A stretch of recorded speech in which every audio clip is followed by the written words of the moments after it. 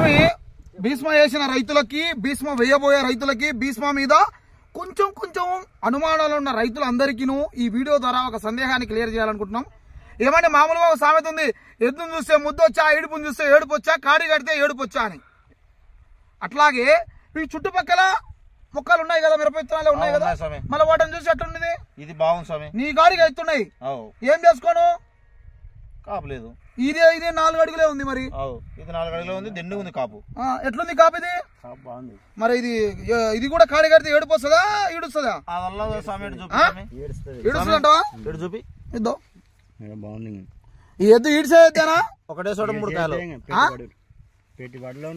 ఏం స్వామి నువ్వు చెప్పు? నాన్న చెప్తున్నా కదా స్వామి, నేను చెప్తున్నాను కదా విడేది స్వామి.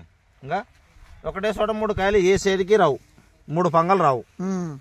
3 పంగలు వచ్చినా స్వామి. ఇక మెచ్చుకోదగ్గ విత్తనమైన స్వామి, మెచ్చుకోదగ్గ విత్తనం స్వామి. నాకు భీష్మ సినిమా చూసినప్పటి నుంచి భీష్మ ఆర్గానిక్ అంటే చాలా ఇంట్రెస్ట్. సో నువ్వు ఏమో కంపెనీ వాళ్ళు నీకోసం రిలీజ్ చేసినట్టుంది. చూడండి స్వామి, ఆర్గానిక్ అంటే సినిమానే ఉంది. లాంగ్ బోని చూడడానికి వచ్చిన విత్తనం పేరేంది? భీష్మ. సో ఈ విత్తనం గురించి మీకు మీ మనసు ఏం చెప్తుంది? బాగుండు అనిపిస్తుంది.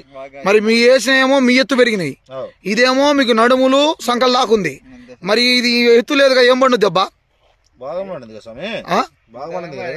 అంటే అందరు రైతులు ఏమంటారు, ముందు ఎత్తు పెరుగుతేనే కదా కాసేదంటారు. ఇది లక్షణం ఏముందో స్వామి, నేను చెప్తున్నా కింద నుంచి కాస్తాం స్వామి. దీన్ని లక్షణము పూత రాలిపోయే గుణం లేదు దీనికి, రాలిపోయే గుణం లేదు దీనికి, రాలిపోయే గుణమే లేదు. హైట్ తో సంబంధం లేకుండా కాసింది. హైట్ తో సంబంధం లేకుండా దిగుబడి ఇచ్చే మొగోడి ఇత్తనమా? ఒప్పుకుంటారా దానికి?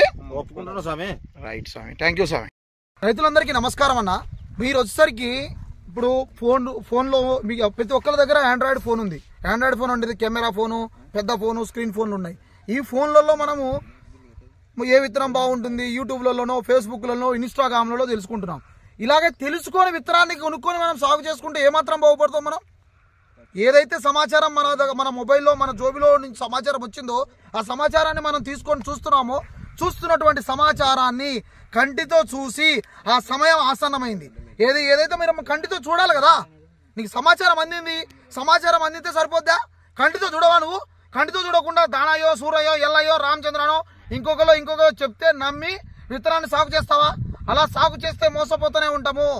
ఇప్పుడు ఈ సమయంలో ఏదైతే సమాచారం ఉందో ఈ విత్తనం బాగుందని, ఆ విత్తనాన్ని నీ కంటితో చూసి నువ్వు నిర్ణయించుకునే సమయం ఆసన్నమైంది.